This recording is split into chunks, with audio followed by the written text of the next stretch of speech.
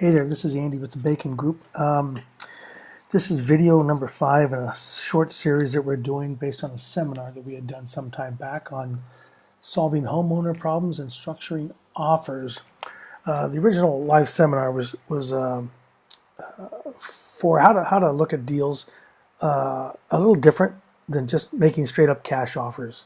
A lot of times cash offers don't make sense, or sometimes the cash offers don't solve the homeowner problems, and or sometimes something other than a cash offer is much more lucrative, to be honest. And so if you're just finding this video for the first time, you might go ahead and search the YouTube channel, the Bacon Group, and look for video number 1.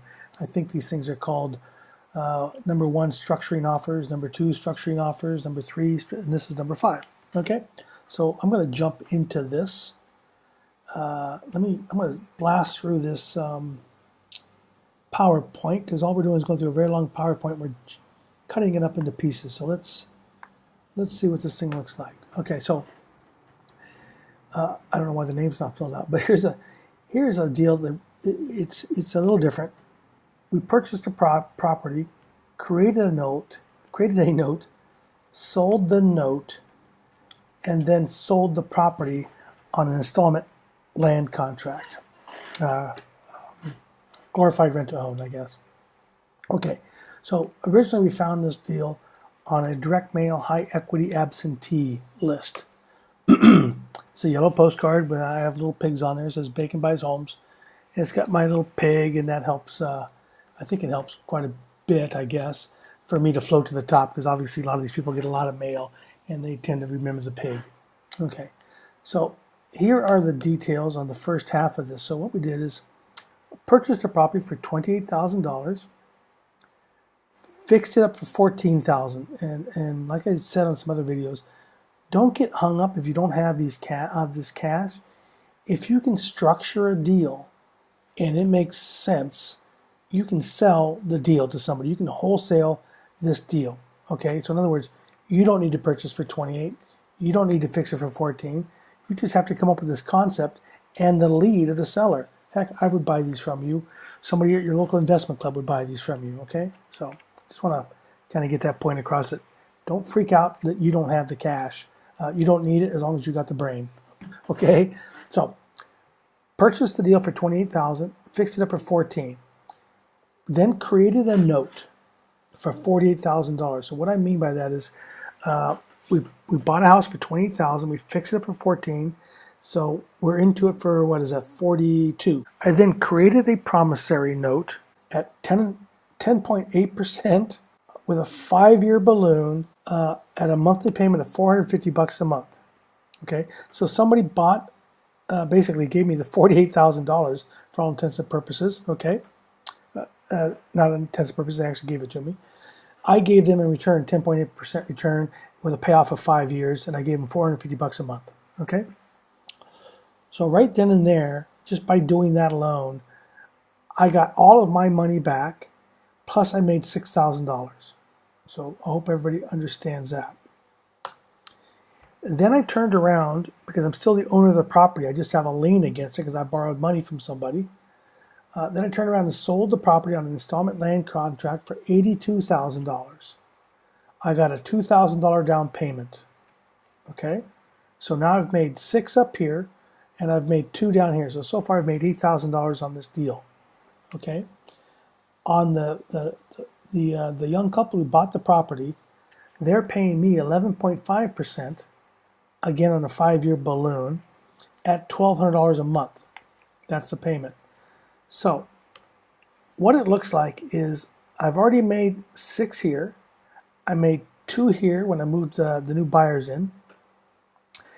And if it goes the full term of 5 years, I could make another $45,000 in payments, in the difference between $1,200 and $450. So $750 a month times 60 months is, I think, is $45,000. If not, go ahead and correct me silently, but I think that's the right number.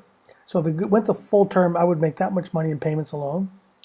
If I sell the difference between 82 minus 48, that's 34. I think, again, feel free to check my math.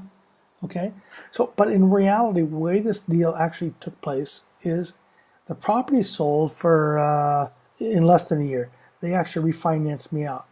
The new appraisal came in, I want to say, somewhere in the 76 range, 76,000. It didn't appraise, in other words. So I sold it for the 76. Bottom line is, somewhat out of this initial cost, we made $41,000 in a 10-month, 11-month, 12-month deal, somewhere in there, in that vicinity.